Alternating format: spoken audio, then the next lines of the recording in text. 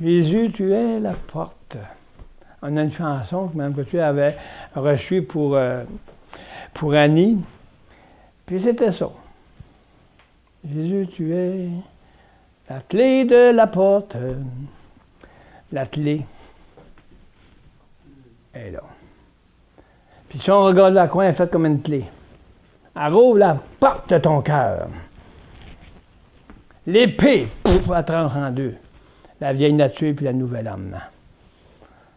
Wow! Elle discerne tout. Jusqu'à la moelle de vos os. Jusqu'à ce qui se passe entre la pensée et l'émotion. Ah, wow, hein? Entre l'esprit et la conscience, et qu'est-ce qui se passe dans la conscience. Elle fait la tranche entre les deux. On parle d'esprit. On peut aller très profond. Il va jusqu'à trancher dans la conscience. Des esprits qui arrivent. Mais la parole qui est en nous tranche avant qu'ils viennent nous faire mal. Dans la conscience. Non, il passe.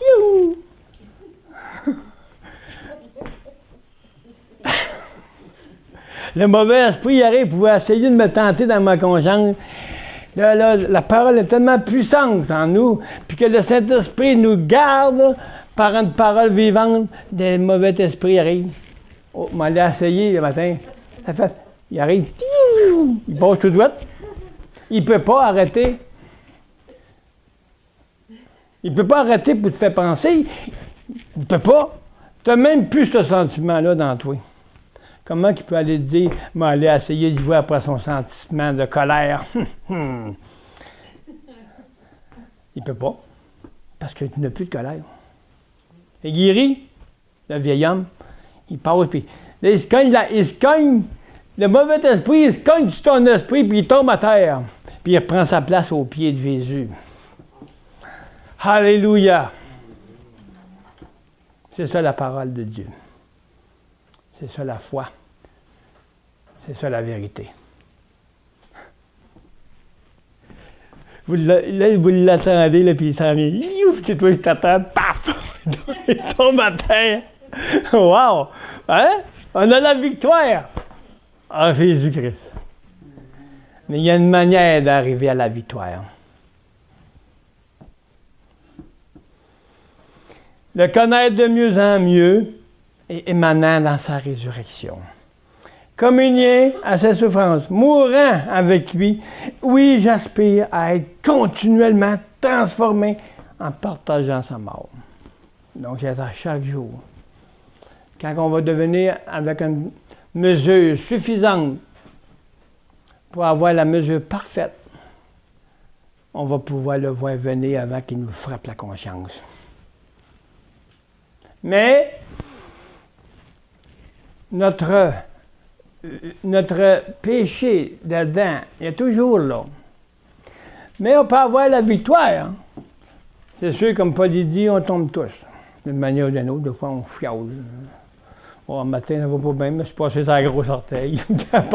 Hey, là, vous ne comptez pas ça, mais là, je me cognais l'orteil. Wow! C'était pas de bonne humeur. N'importe quoi peut arriver parce qu'on tombe tous d'une manière ou d'une autre. Mais, courons continuellement à l'œuvre de la transformation. En partageant. Et on va réussir de plus en plus à grandir, puis on va devenir de plus en plus sage.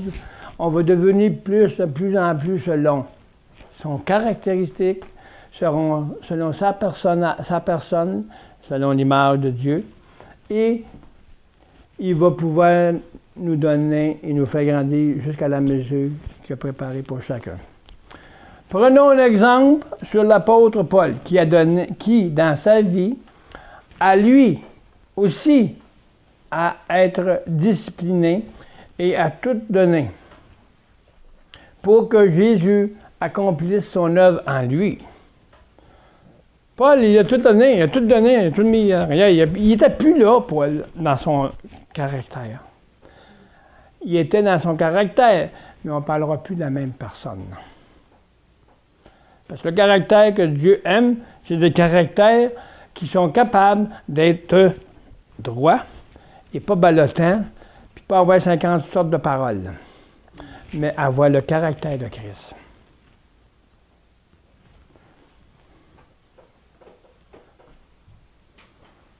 Donc, c'est Jésus en nous qui accomplit les choses. Du moins selon la mesure. Nous constatons que lui aussi est passé par l'œuvre de la croix. Nous ne pouvons pas prendre autre chemin si notre désir est d'être utilisé pour Dieu. N'oublions pas que c'était Jésus qui se manifestait en Paul. Donc, Paul était un outil pour servir Dieu. Posons-nous cette question. Qui voulons-nous servir? Qui voulons-nous servir?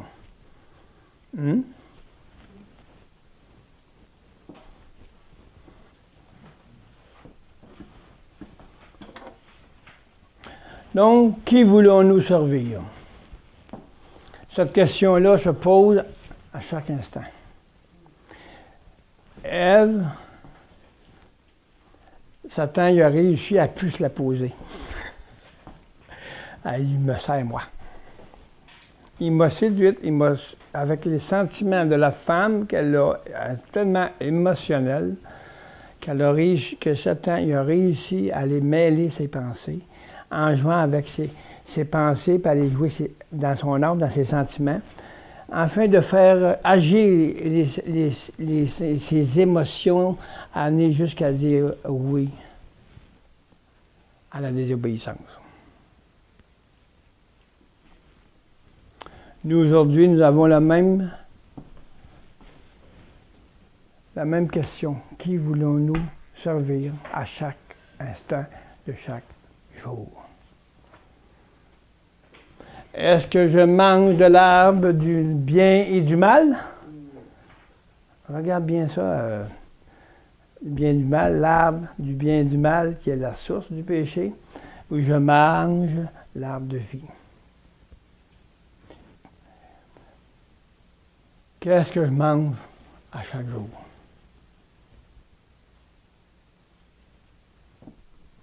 C'est pour ça que elle, dans ses émotions, a fait en sorte de désobéir parce que ça l'a séduit. Ça l'a amené à pouvoir exercer ses droits. Le moi est rentré là. Ses désirs. C'est exactement la même chose que dans le jardin d'Éden, ça.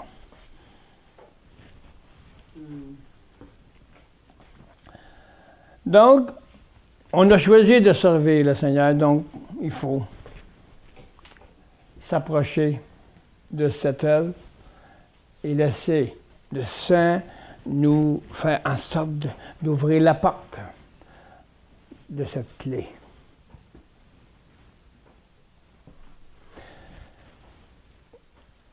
Mais les choses, c'est parce qu'on avait pris 3 Bibles différentes. Je répète, on a repris Philippiens 3, 7 et 8, dans Darby. Mais ces choses, c'est bien important de voir. Mais les choses qui pour moi étaient un gain, je les ai regardées à cause de Christ comme une perte. Et je regarde même aussi toutes choses comme étant une perte à cause de l'excellence de la connaissance. C'est une excellence de pouvoir laisser tout ça pour aller connaître et reconnaître et ressentir l'excellence céleste. C'est une excellence. Jésus-Christ est une excellence, c'est un roi. Qu'est-ce qui s'assied sur le trône de votre cœur? Qui qu'on laisse s'asseoir là?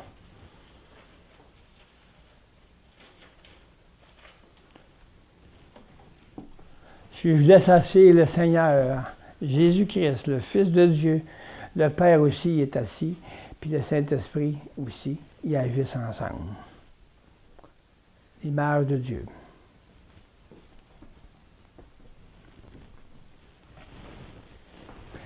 Et si on continue, Paul dit l'excellence de Christ Jésus, à cause duquel j'ai fait la perte de tout. Et j'estime comme des ordures, enfin, encore, gagner Christ. Gagner Christ. Les ordures, on les met dans les poubelles.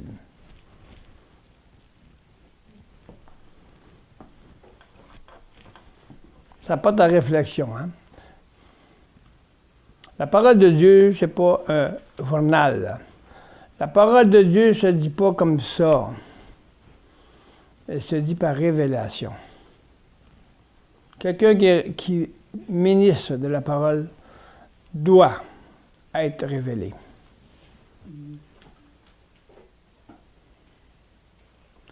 Il dit, Jésus, Paul nous dit aussi, que tous ne soient pas des enseignants.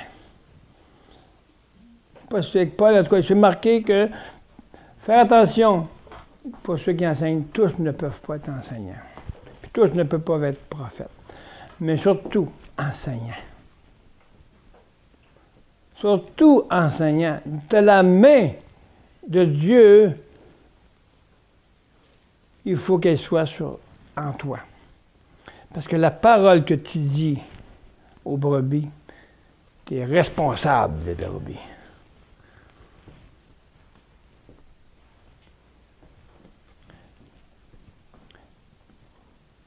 Je ne veux pas arriver devant le Seigneur puis me faire dire, tu n'as pas amené la bonne parole.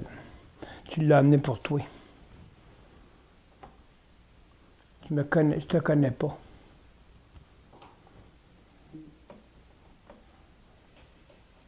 Tu es un enseignant.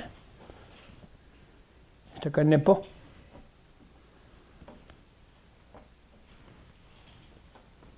Mais aujourd'hui, on ne veut même plus ça. Se reconnaître comme étant, avoir l'assurance que l'enseignement qui est apporté, ce n'est pas d'hérésie. L'hérésie, c'est les choses qui ne sont pas de Dieu. C'est rire de Dieu. On dit n'importe quoi, ça a l'air bien beau. Ils ont des beaux charismes, ils sont habitués. C'est des enseignants qui ont appris dans les grandes écoles, des gros docteurs, puis tu meurs, puis là, moi je suis docteur en théologie, mais tu les écoutes parler. C'est leur connaissance de leur sagesse humaine, intellectuelle, qui parle. Tu n'entends même pas le son de la trompette du Seigneur dans ton cœur.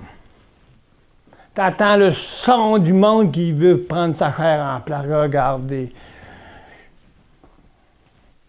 Je mange le fruit de l'arbre du bien et du mal. Puis je crois aller faire plaire à Dieu. Bon, non.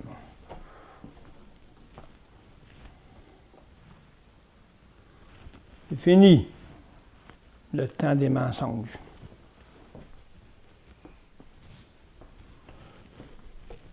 C'est chacun de voir le monde chrétien avec leur sagesse humaine, puis c'est qui est le meilleur. C'est qui va faire le meilleur spectacle devant. Tout fait d'avance, rituel par rituel. Ils ne sont pas hommes de Dieu de cette façon. Ils sont hommes de ce monde terrestre. Il amène la parole. Mais Dieu est tellement bon qu'il sait qui va être touché pareil. Parce que Dieu se sert de qui il veut, puis c'est à eux, lui, le Seigneur s'arrange avec ça. Je les aime, il faut les aimer, parce qu'ils ont préparé le chemin pour emmener maintenant Christ en nous. C'est ça qu'il faut voir. Je le répète, je pense à toutes les fois. Dieu a préparé le chemin.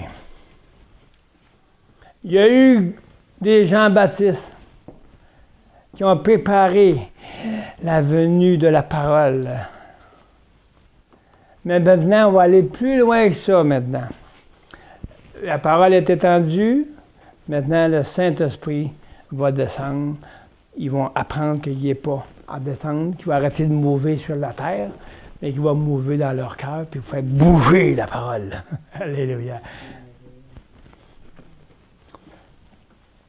Gloire à Dieu que ces hommes ont été, ils sont encore. Ils sont nécessaires. Dieu les a envoyés.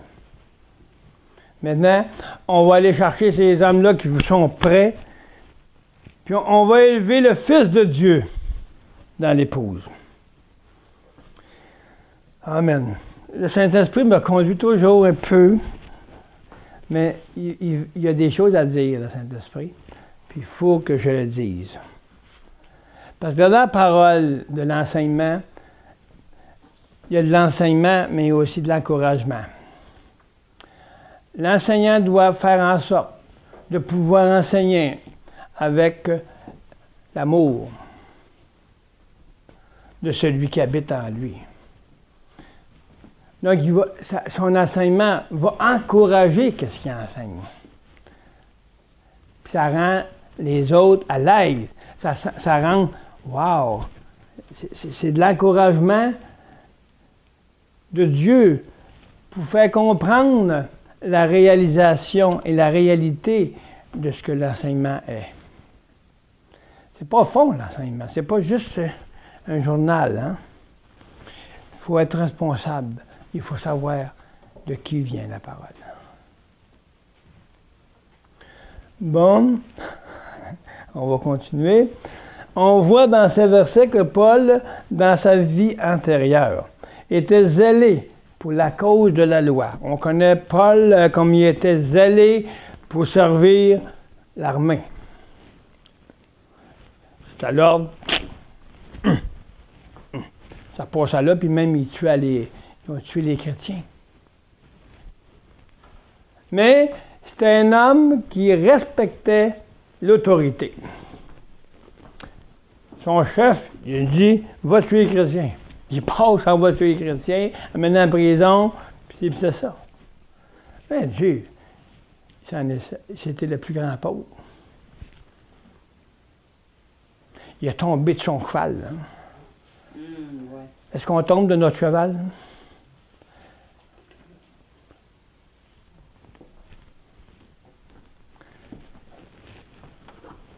Il est tombé du cheval, puis il est tombé aveugle pendant 2-3 jours, je crois.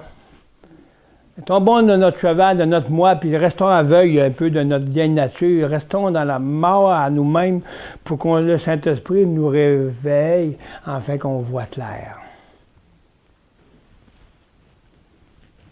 Tombons de notre piédestal de cheval, moi.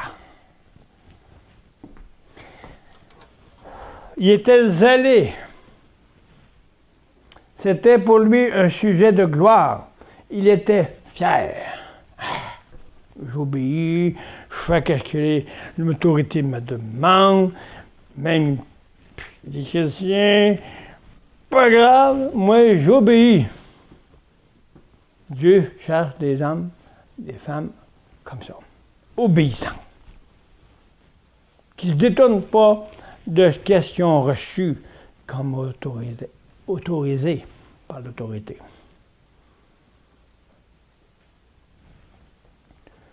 Paul, c'était pas un chambranlant. Il a écouté le Saint-Esprit quand Dieu l'a mis en place. Puis c'est ça. Il ne s'est pas associé avec les choses du monde. Il s'est associé avec le Père Céleste. Il s'est associé avec le Saint-Esprit. Il s'est associé en Jésus-Christ. Il n'y avait pas 50 ministères. Il y avait le ministère de réconcilier un peuple que Dieu avait choisi. C'est ça qui va se passer aujourd'hui. On ne marchera pas dans des ministères séparés. Ce n'est pas le ministère qui est séparé, c'est le langage qui sépare le ministère. C'est le langage qui sépare la fonction. La fonction, il n'y a pas deux sortes de façons. C'est la fonction selon la parole de Dieu, selon l'œuvre de la croix. Il n'est pas venu prêcher autre chose qu'un Christ crucifié, Paul dit. Puis Jésus a fait la même chose. Il n'est pas venu amener ou enseigner autre chose que sa crucifixion et sa résurrection. Il était l'apôtre de la vie éternelle. Il était l'apôtre, il l'est encore. Il n'était pas, il l'est. L'apôtre en nous. Qu'est-ce qu'on a à séparer les ministères à la façon que moi je veux? C'est ce qu'on a vu depuis des siècles. Regardons ce que le peuple de Dieu est arrivé. En séparant les ministères, ils ont séparé la parole de Dieu en partie pour essayer de faire quoi? Rien. Tromper les gens. À rester dans leur prison intérieure.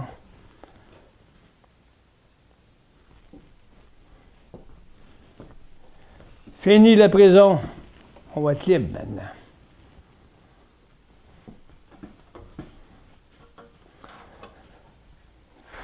En reconnaissant Christ, quand il a changé,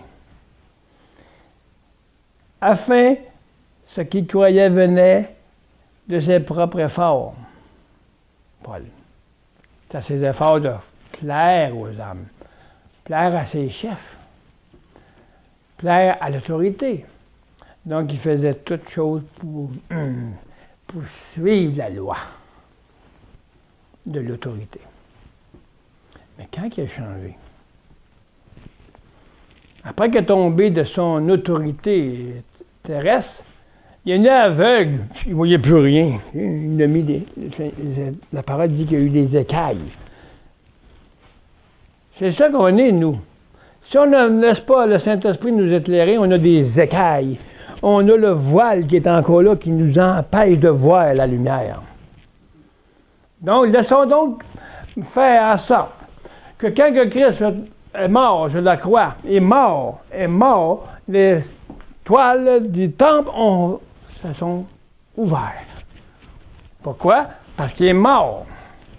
Donc, il faut mourir pour que le Saint-Esprit roule la toile du temple de notre orgueil, de notre ancienne vie, afin qu'on voit clair ce que la parole veut nous enseigner.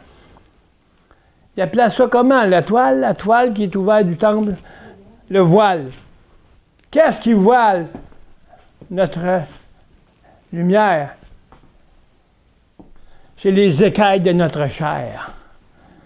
Notre vieil homme qui ne veut pas. Il ne veut pas mourir, il veut rester fier. Regardez, j'obéis, je fais ci, je fais cela, je suis bon. Mais non. Mais quand il est tombé en bas du cheval, il est tombé en bas de son piédestal. Puis il est venu aveugle. Le voile était formé. Il ne devait pas de bonne humeur tomber en bas de son cheval. Tomber en bas du piédestal du moi. C'est pas le fun. Mais un truc qui devait être... Il y a eu un voile. Il était se reposer, le Seigneur, il l'a envoyé à quelque part. Va te reposer, là, puis pense un peu. Pense à qu'est-ce que tu as fait. À la lumière que tu as vue, qui t'a aveuglé. Je comprends qu'elle t'a aveuglé. Tu étais complètement dans le monde. Fait qu'elle t'a aveuglé. La lumière, c'est encore la même chose aujourd'hui. Amène la pure vérité. Tu vas voir que ceux qui sont autour de toi, ils vont t'aveugler. Ça fait mal la lumière de la pureté. Alléluia. Donc, laissez-vous tomber en bas du cheval. Dites au Seigneur, envoyez-moi en bas, là. Pour que je... quelque chose, là, afin que je puisse réfléchir. Là, d'un coup, l'Esprit a dit, va voir, là, puis imposer les mains pour qu'ils reçoivent le Saint-Esprit. Ananias, hein?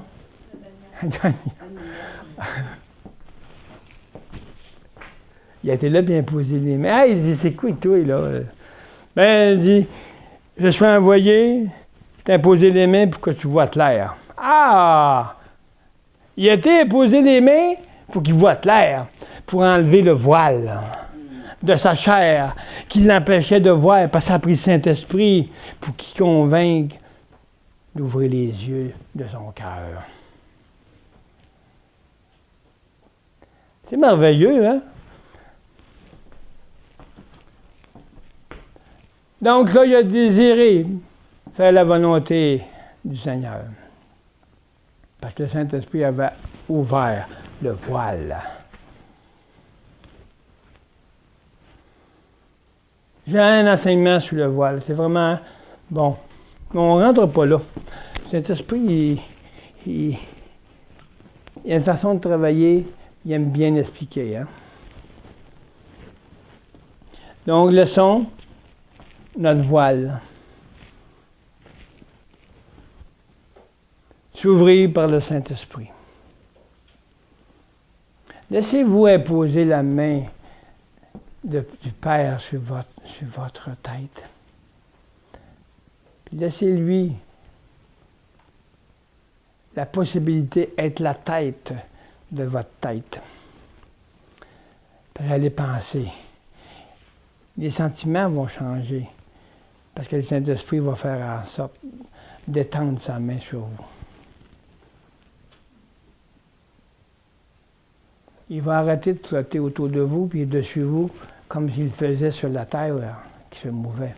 Il va aller mouver en vous puis il va ouvrir les yeux de vos cœurs. Le Saint-Esprit a des paroles qui viennent nous chercher.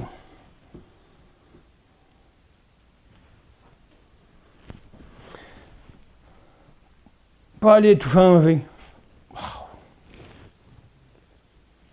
Quand il avait reçu l'œuvre de la croix comme révélation, ça avait tout changé. Je parlais à ma femme, puis là, je parlais de la croix, elle dit, tu es fatigant. Il est si fatigant. Mais moi, on savait qu'on avait eu une prophétie, qu'on va recevoir la révélation, mais consécutivement. Mais moi, avant qu'elle l'aille, moi, j'en profitais. Hein? Puis là, il parlait de la croix. Puis la croix, elle dit, fatigant. Mais maintenant, elle l'a eu. Le Seigneur lui a permis d'avoir la révélation. Ah, elle dit, moi aussi, là, elle commence à être fatigante. Là. Mais là, au moins, merci Seigneur, on est deux qui comprennent. Ça, c'était la plus grande bénédiction, parce que j'étais tout seul à comprendre. Puis je voulais parler de ça à tout le monde, me faisait rajouter partout. Je m'envoie à l'église, bon, mais je ne viens plus à l'église parce que ça dérange. Ils ne sont pas prêts à ça. Ah ouais. OK, je ne vais pas retourner. Mais quand tu reçois ça, là, allez voir. Watchmeni, il dit, il y avait juste lui qui me comprenait. Parce que c'est un livre, puis j'avais lu ce livre-là, puis là, je lisais ce livre-là, puis c'était ça que je vivais. Au moins, j'avais le livre en attendant qu'elle reçoive la révélation.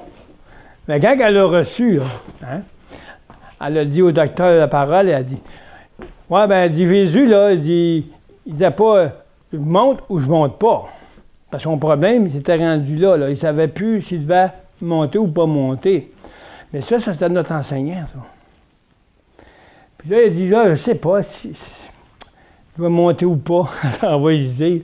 Ouais, mais le Seigneur, lui, quand il a marché, il ne se demandait pas, je monte-tu sur la croix ou je ne monte pas? Fait que là, il dit, OK, il dit, vous m'avez dépassé. Fait que j'allais m'enseigner. C'est quelque chose, hein? Il dit, vous avez une grâce. Donc, aujourd'hui, c'est ça. Qu'est-ce qu'on désire servir?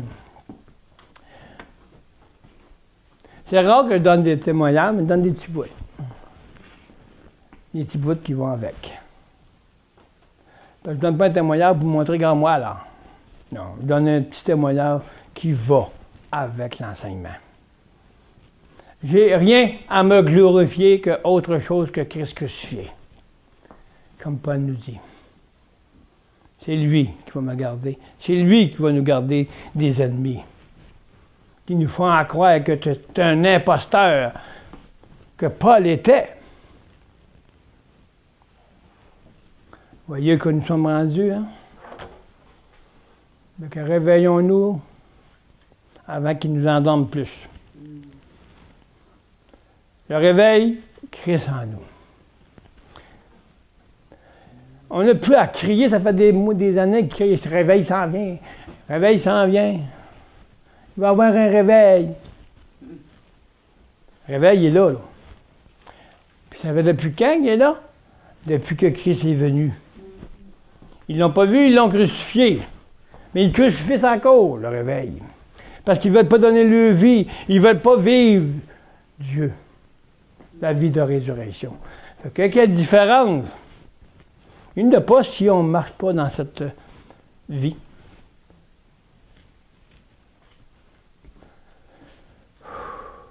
Paul est tout changé. Il reconnaît enfin ce qu'il croyait venait de ses propres forces et qu'il combattait pour l'injustice.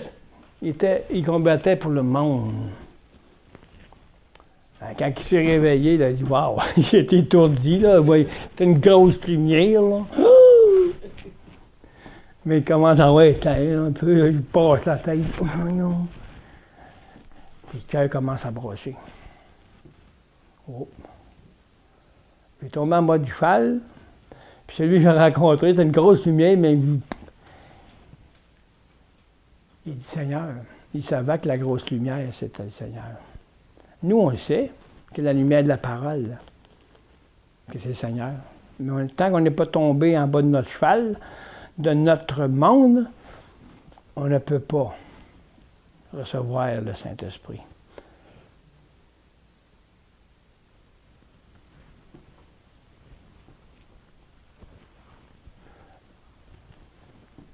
Il y a toute une façon d'explication, d'enseignement pour comment que le Saint-Esprit est à l'œuvre.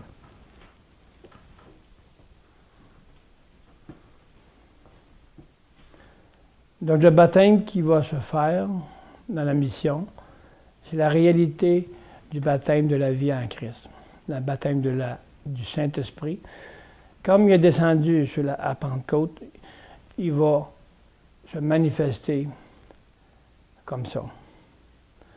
Avec une réalité très puissante. Parce qu'il va renverser. C'est fini. Il va renverser tous les obstacles.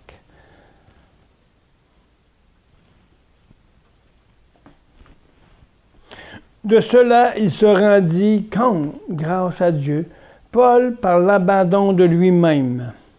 Là, c'est tout un cheminement que Paul a fait. Là. Il tombe en bas du cheval, il s'aperçoit qu'il était injuste. Le Saint-Esprit, il a vu le Seigneur, il a vu la parole devant lui. Parce qu'il avait déjà entendu la parole. Puis quand il est venu, il savait que c'était le Seigneur qui était là. Parce qu'il avait entendu la parole. Mais tant qu'il n'est pas tombé en bas de son piédestal, de son orgueil et sa fierté, il ne pouvait pas voir la lumière. Je comprends. Imaginez-vous une grosse lumière, il arrive, il tombe en bas de ta chaise, là, tu t'étourdis, là. Hey, je vois la vérité, je ne suis même pas capable de la regarder. Pourquoi Moïse a monté sur le mont Sinaï, il se baissait la tête, puis il met à genoux à quatre pattes, la tête penchée sur le plancher, parce qu'il ne pouvait pas regarder la vérité qu'elle est si peu, cette lumière.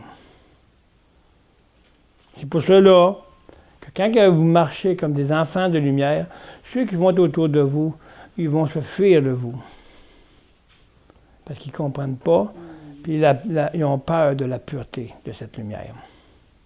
Parce qu'ils sont dévoilés devant la lumière.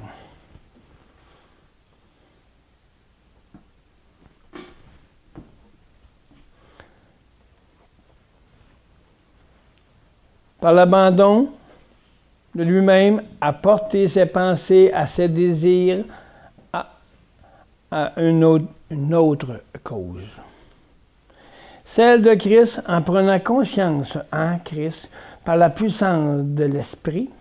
Parce que quand le Saint-Esprit vient, vous ressentez une puissance qui vient faire un move, une action,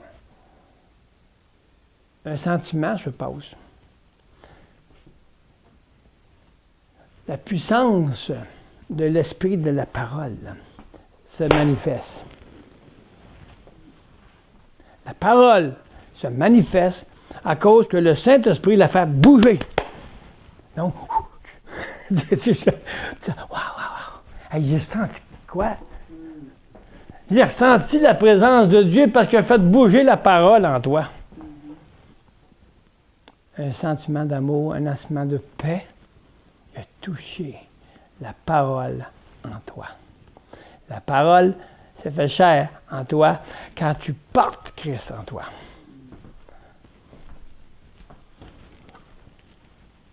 Et il révèle. Puis tu viens assurer, tu viens que tu reconnais, tu viens que tu mesures, et à mesure tu grandis dans ta marche de résurrection.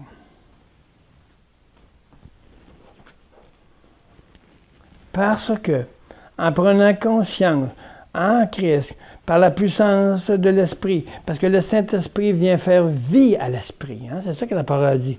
La lettre tue, mais l'Esprit vivifie. Donc la lettre, on parle de la parole qui n'est pas vivifiée. Ça prend le Saint-Esprit pour mettre la vie à la parole, là, à vous. On ne peut pas passer un à l'autre. Donc, tu ressens le move de l'Esprit en toi. C'est ça qui est la présence de Dieu. Parce qu'il t'a donné une onction de toucher la parole, l'Esprit de Christ en toi pour la faire vivre. Et c'est cette vie-là qui te rend vivante, qui te rend dans une émotion céleste. Jésus, c'est pas un robot, là. Un robot, Jésus. Il y a des émotions, Jésus. Il y a des sentiments. Ayez les sentiments que Christ avait. Parce qu'on voit, là, j'ai toujours vu que Christ était un robot. Parce qu'ils ne le mettent pas à sa place, parce qu'ils ne le connaissent pas. Ils ne connaissent pas. Ils sont là avec leurs propres efforts, puis ils essayent d'avoir les sentiments du Seigneur, puis les émotions. Une émotion du monde, c'est une émotion qui n'est pas transformée. Hein? Elle peut imiter. Elle peut imiter. Satan est le plus grand imitateur. Donc, tu les vois aller, et je pense dans l'esprit, que le Saint-Esprit vient mouver l'esprit de la parole, mais c'est seulement le sentiment émotionnel qui fait en sorte un ressemblant. Puis ils sont là, Alléluia! Alléluia! Ah, le Saint-Esprit est descendu ce matin. Pfiou. Là, il est parti. Là, on amène la parole. Il n'y a pas de Saint-Esprit. Il est parti. On a vu la puissance du Saint-Esprit dans les louanges. Bien, d'accord, là, le Saint-Esprit, là. Il n'est pas parti, lui, il est en vous. C'est nous qui décidons de le... Va-t'en. Là, il faut que je revienne à moi. Parce que là, c'est dur. Seigneur, il me manque dans ta vie, là. C'est dur, ils ne veulent pas tomber en bas de leur cheval, là. Donc, ils restent aveugles.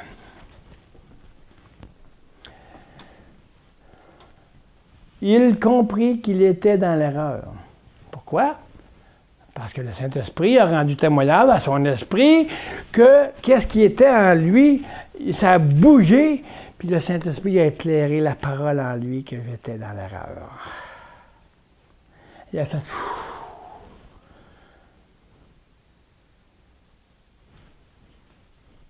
Car il combattait sa propre justice. Gloire à Dieu, ses yeux furent ouverts et il aperçut de sa propre erreur. Il s'est aperçu de sa propre erreur. Si je n'ai pas le Saint-Esprit qui m'éclaire, ou si je ne connais même pas cette personne-là, je peux m'en faire une perception de cette personne-là par moi-même, que je m'en fais une personne par mes sentiments, par mes propres illusions. Non, ça doit être ça. Pour moi, ça doit être le Saint-Esprit qui m'a dit ça parce que j'ai eu une émotion. Là.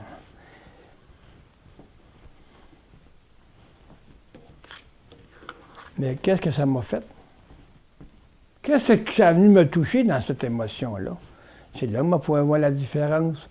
Je me suis aperçu d'une erreur. Où je suis sensible et je sais que c'est la vérité. Parce que j'ai été confirmé par le Saint-Esprit.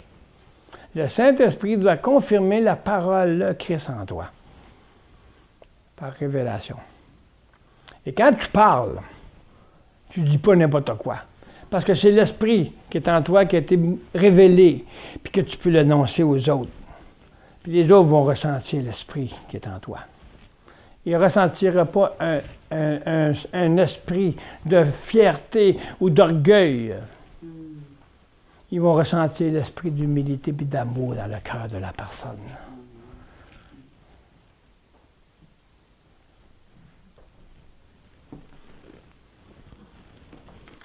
On a beau avoir des belles habits extérieurs, comme Jésus lui-même a dit aux pharisiens. Vous êtes beaux en dehors, vous êtes bien habillés, mais en dedans, vous êtes pourris.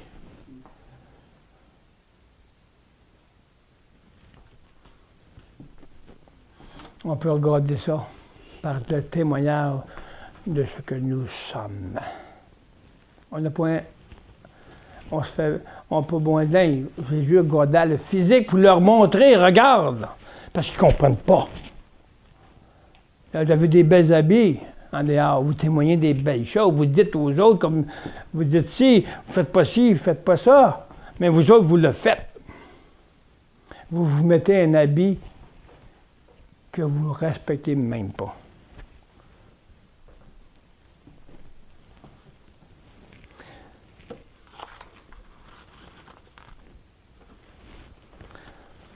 Gloire à Dieu, ses yeux sont ouverts.